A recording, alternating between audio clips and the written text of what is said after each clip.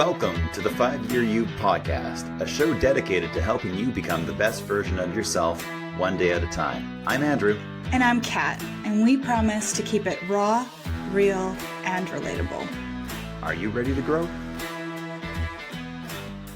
Hey, 5 Tribe. Today's episode is called Not Feeling Ready, and it's all about that path that we walk and how we may not feel ready for the things that are in front of us. I'm Andrew Dewar, and as always with me is Catherine Collins. How you doing, Kat? I'm doing great.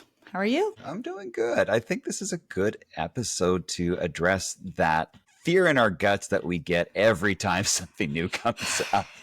I know, right? I had this topic idea, using my very organized system of when I get an idea, putting a sticky note on my desk. And it's been there for a few weeks. And I'm so glad that today, finally feels like the right time. We have to feel the vibes of the episode, but I really like this one. And I think it's going to help a lot of people today. I like it. I think it's a really powerful topic. We need to unpack this. So anytime something new comes up, I can safely say that I have that fear of stepping off into the unknown and the million steps that need to happen. And I can safely say I have never felt ready once in my life for anything that has happened to me ever. However, I've always survived. What advice would you give me when I'm about to start off on any kind of journey? If I tell you, look, I want to write a book, I know sentence good. So what would you tell me? If you want to write a book, I think that there's a couple of,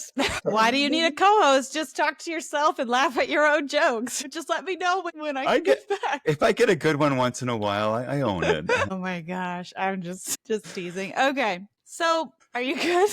I'm good. Keep going. Okay. So the hardest thing for adults is being beginners again, right? Most people, when they get to midlife, they know how to do a couple things pretty well, from baking to, complex math if they're engineers, to parenting if you're on your third or fourth kid, maybe you kind of got the hang of it by now. I wouldn't know. But by the time where you're sort of in midlife, there's things that you do pretty well and you get comfortable with it. And so by allowing yourself to be a beginner, you give yourself permission to learn again. And so if you want to write a book, which I know you do, I just would encourage you to put words to a page. It would be too big of a jump to be like, oh, well, let me learn about the publishing industry and find out how to get a literary agent and which publishing houses would be the best for the topic that I have. In order to be a writer and an author, writing every day is how you become that version of yourself. Not worrying about, is this grammatically correct? Not worrying about, will people think this is stupid? But simply enjoying the craft of it. We mentioned in our last episode that we're busting out the rollerblades again. I haven't done rollerblading in a very long time. I don't think you have either, but we both enjoyed it when we were, had more aptitude for it. I know that I'm going to have to learn again with rollerblades. I might, fall on my tush. I don't know. And that's going to be hard for me as a type A achiever mindset. I really like to be good at things, and it's hard to not be good at things right away. But I think that's a big part of it. So give yourself permission to be a beginner. You don't have to know what it's going to lead to or what's going to happen. You just have to kind of start. I like that. I think one of the best quotes I've heard on this is anything doing well is worth doing horribly at first. And I can't give attribution to that because I probably, did my thing. Honestly, I think you really nailed it. As adults, there is just this overwhelming pressure to get it right. Yeah. I mean, if I'm going to sit down and do anything, if I'm going to make even cookies, I need to get it right because otherwise that's 20 minutes of my life that I wasted. And I know how stupid this sounds. I accept how silly that is, but I also know we all feel that way of well, if I ruin the cookies, then what does that say about me as a human being in this plane of life? Yeah. But you have to be willing to make mistakes if you're going to move forward. So you're right. The first step is to really just take that little bit of action, but in a mindset is to acknowledge that it doesn't have to be good right now. It just has to be started.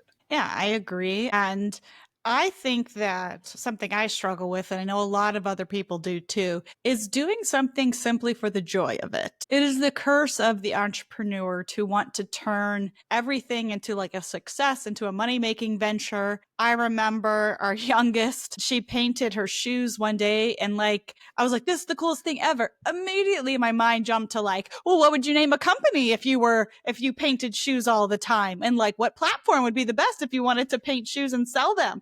And where would we, and I'm like, she just does it because she's a kid and she likes to paint, And I think that we need more of that in our lives as adults. It is very challenging for me to just be bad at something, be a beginner at something, and then to not try to make it like a thing, right? Just to do it for the pure Yeah. enjoyment of it. So we will not be starting a rollerblade company after our next time rollerblading I mean, I or any thought other. about it because Yeah, I had so a have really I. hard time finding pink rollerblades and I had to get purple ones, and that disappointed me greatly. And I did have the thought, but I'm going to Okay. let it go. That's Yeah. understandable. But thank you for letting it go. I really did not want to do manufacturing, so that's good to know.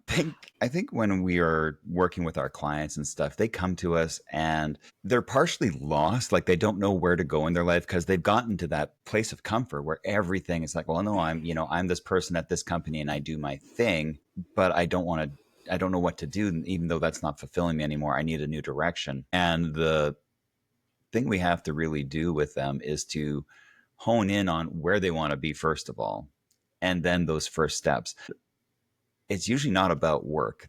Most of the times when we're struggling with work, it's not actually work. It's that we don't have a balance of nurturing ourselves. So a lot of times we have to just tell people, look, what do you want to do? Like, what's the thing that you enjoy doing? Oh, I always wanted to play in a band. Okay, great. Well, why don't you? I don't know how to play an instrument or sing. Great. You're going to get a YouTube video on how to keep time on the drums. And that's all you got to do. Or you're going to learn how to sing or whatever. And you're just going to do it for fun at first, because we're not here to add another job onto your life. We're here for you to discover your purpose, and part of discovering that purpose is just honoring who you are at your core, because that's the person that's truly wanting to come out. Yeah, I really like that. And I know we started this episode by mentioning a couple small things and having hobbies, but the truth is that we've helped our clients with some pretty big realizations. Our most recent two clients were thinking pretty big decisions about work. I mean, one was moving across the country, one was feeling, really unfulfilled in a high up corporate job. Sometimes it's good to remember that you can always make a new choice. And that's what feels scary. And that's what people feel unprepared for. And we've talked about this a lot of times. You can move across the country, and if it's not a good fit, you can make a new choice and go home. You Yeah. can make the choice to get back out in the dating world after like a bad series. And then maybe you go on a few dates and you're like, hard pass. Nope.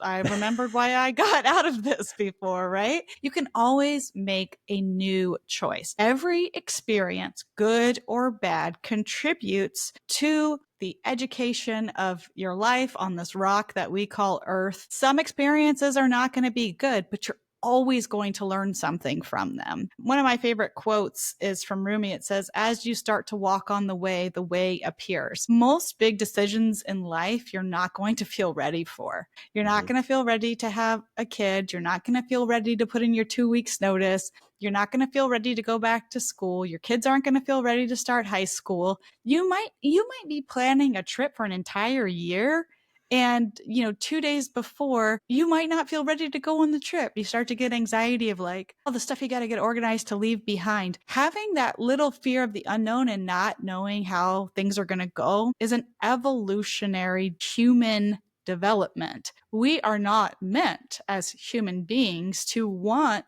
to go into the unknown because it goes against our predisposition to staying alive. Yeah. It's our safety mechanism, right? Like, it's very, very normal to not want to change because change is scary. Mm-hmm. When you are going to grow into that person, that thing, or go on that trip, we've talked about taking that first step. The thing that often comes up is, I don't know how to do that. Mm-hmm. you use the Rumi quote, so I get to use the Martin Luther King Jr. quote, which I know is a quote because I used to have the placard on my wall, but is take the first step. You don't have to see the whole staircase, just take the first step. Right. And same idea, right? But so many of us, we want to know every step of the way, and that's just not fun. That's not what you're here to experience in life. You're here to experience expansion, adventure, excitement. These are the things that you crave as a human being. And that part of your ego is just trying to keep you safe. So you can just put them aside for or her aside or it aside for a Mm-hmm. little bit and go, look, we are going to put on rollerblades today. And it's okay if we fall, and it's okay if we don't know how to balance ourselves, and it's okay if we never do it again too. But we're going to take that first step.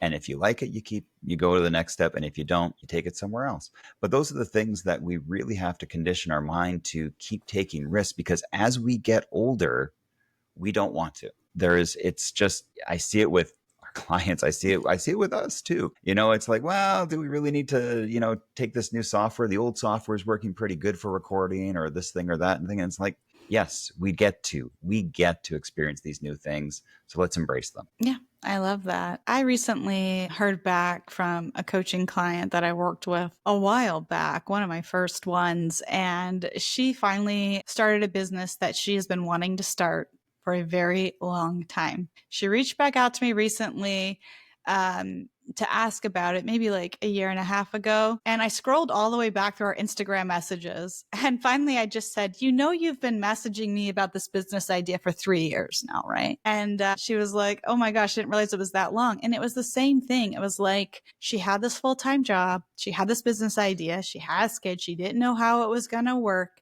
And I just said, it's sometimes people just need accountability. And I said, I will coach you through this. I just want you to give me a business name in a week. And then she gave me her business name and was like, I just want you to go get your LLC. I just want you to talk to an accountant. I just want you to pitch your first few clients. And she was able to drop down to part-time in her job because this business is doing so well.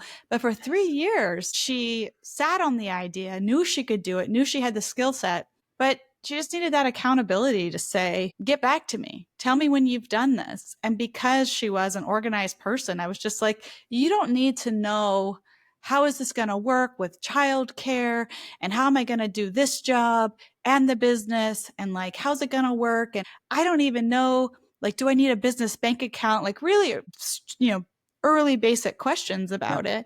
And it's like, you don't have to know how to run a 6 or 7 figure business on day one.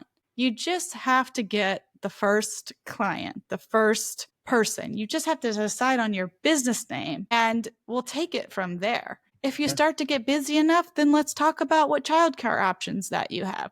We'll go from, you don't have, I think that the overwhelm and all of the unknowns really stop people from diving into the things that they want to do. But again, as you start to walk on the way appears. You don't have to have it figured out on day one, regardless of what it is. But this was just a really good recent example. I get updates from her every now and then. She's doing really well. I'm really happy for her. Could have been her 3 years ago, but I'm happy it's her now. Yeah, that's awesome, and congrats to her. I know who you're talking about, I think, and Yeah. that's awesome. I think that's a really big part, and I'm gonna hurt everybody's feelings right now because Oh that's no. really out of character, and I'm gonna take the first step in doing that. Look, there is a really strong chance that 5 years ago, when the world changed, that you wanted to do certain things, and you told yourself, when this is over, then I'll do it. And then things got back to normal and you went back to the old way of being.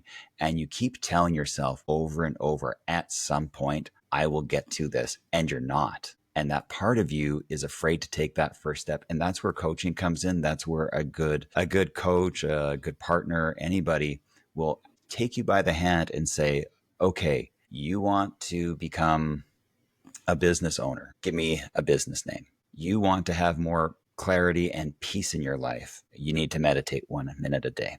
You need to just sit in silence. Don't even do like the whole meditating thing, but you need to take that action. And what we see from most of our clients, and this is the most painful part because Catherine and I have been through this too, if you're not where you wanted to be 5 years ago, it's because something's holding you back and you need somebody to help you along because you are talking yourself out of your success on a daily basis and it's not serving you. It's keeping you stuck. It's keeping you safe. And you could be so much further ahead. Think of where you could be today if you had done the actions you wish you had done 5 years ago. And that's what we do here. It's why it's called 5 Year You, is because there is a version of you that you think is 5 years in the future and it's really not. It is like, some people, it's like months away. Some of our clients are changing in a month's time with our initial five sessions of coaching. It doesn't take what you think it does. It's actually a lot easier, and it's a lot easier with help. So it's I kind of love hard to hear. that. Even like saying that to myself, I'm like, yeah, there were things that Yeah. I wish I had done. But that's part of the game, right? Is you're holding yourself back. So work with people that want your success more than you do. Right. I'm reminded, I'm rereading Joe Dispenza's Breaking the Habit of Being Yourself. And yesterday I was taking a walk and listening to it. And that's one of those books I like to revisit because it kind of hits different at different points in your life. And it was time for me to re-listen to it. And I was reminded that everything in our realities is what we've created. Everything that I'm doing today is creating where I live, the type of jobs I have. The food that I eat is impacting the health of my body. Like, I have created this life that I'm living right now. And if there is something that I want to be different about it, then I have to do something different. It seems like that makes sense and self-explanatory, but we all get into patterns and we all get into habits. And when you wake up every day in the same bed and go to the same job and do the same things, you're going to continue to have the same reality. Simple example, Andrew and I, we've mentioned this several times. We went on a health journey. We totally changed the way we eat, lost 50 pounds combined. If we would have kept eating the same way, we would have looked the same and felt the same. We had to change something that we did each day in order to create an external change. You have to make an internal change to get to an external change, not the other way around. So I was thinking about that yesterday on my walk, and I was like, it's a good reminder. Everything I have, from my apartment to my clothes to the body I'm walking around in, is because of choices I'm making. And if I want something different, I need to make different choices. It's really true. And I love that. I love that book so much. I can't I wait do to listen too. to it. We share an Audible library, so I'm really looking forward to when you finish it so I can listen to it again. Yeah. It's such a good book. And so there's two things that I think are worth bringing up with that is, your life doesn't change until you change, and you have to be the fire starter for that. The other thing is that, and this was a really hard thing in that book for me to get at first, but now it just makes so much sense, is our brains condition our bodies to live a certain way, to feel a certain way, to do a certain set of results. So you get up the same way every day. You go through your routines, you interact with the same people, the same ways you do every single day. And your brain doesn't have to do that for you now. Your body just does it.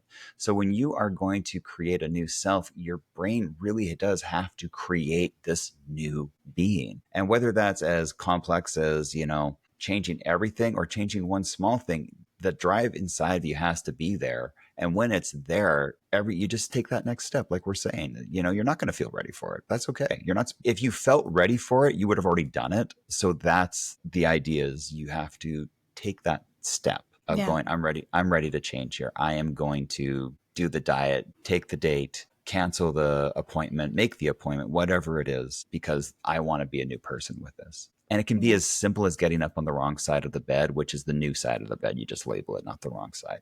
We all know what that's like when we do that. And that just kind of shows how programmed our bodies are in a day to do the right things or do Yeah. the normal things. Yeah, so the purpose of this episode is to remind you that you're not supposed to feel ready to do something new. Again, as humans, we are meant to biologically kind of stay with the pack. That is how our caveman ancestors survived. Standing out, doing something different, could have led to your death. Our human bodies have not evolved as quickly as our world has.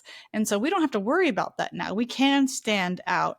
We can break away from the pack. We can do something different as adults, but still inside, biologically, we are feeling like that anxiety of like, this is a super bad idea, right? So acknowledging that, having that knowledge and recognizing that your brain is always going to want to keep you safe. That's how it's designed. It is designed to scan for danger. And sometimes starting something new can feel like a dangerous act to your brain, even if it's something simple as rollerblading, which I don't know, it could be dangerous. We'll report back. But just knowing that it's normal to not feel ready, but that doesn't mean not to do something. Yes. And we're not encouraging you to just do something massive. Sometimes just taking a little small step and just doing a little something can ignite a whole series of changes that you can't even imagine right now. And so we wanted to let people know that all these things are normal feelings. You might not ever feel ready, but once you start going down a new path, starting the new thing, opening yourself up to different possibilities, that is when you will start to feel more comfortable after you take the step, but not before. Yeah, I think that's a great place actually to wrap up, because you just said it so succinctly. Thanks. Yeah, no problem. So we'll move on to our glimmers, and that is just the little thing that has delighted us this week. Kat, what is your glimmer this week? I'm just really grateful for my Instagram community. We have two main business accounts. We have 5 Year You, and then we have Mom's Got Money, which is our personal finance business. And but I've just been asking my community and just getting to know them better. And I was asking for book ideas recently, and man, they just came flooding in. I have so many different book ideas, and I just love that the people who are members of our communities are so smart and they just have such great ideas. And for two people that work from home all day long, I just had such gratitude for it. I really enjoy helping people, talking to people on there. We have a lot of our clients that follow us on there. And so even after they've finished coaching, we're still able to kind of see their progress. And that's really exciting. So that's my glimmer for today is I got a ton of good book ideas, and it just gave me this flood of gratitude for our social media communities. I love that. It is nice to get the reach outs from that and know that, it's not being sent out into the void and everything. It is. What about you? I was going to say the YouTube channel, but I'll say that another time. Actually, What I'm really grateful for, and, you were with me. My hockey team was like going to get eliminated. And not only did they not get eliminated, but they gave me probably the most excitement I've had watching a hockey game since I played hockey. They were down all game. They literally tied it with a second left in the last period to take it to overtime. And then they won in overtime, and they're moving on to the next round, which was really, really exciting. Like, usually when I watch hockey, I don't get too excited at the TV. I rarely say anything. I was on edge, and it was so much fun. I was really just it's a strange glimmer to say, but I was like, wow, this was really good. And thank you. You watched it with me, and I know, you had so many good questions about hockey and sports and stuff like that, but I really appreciate it too.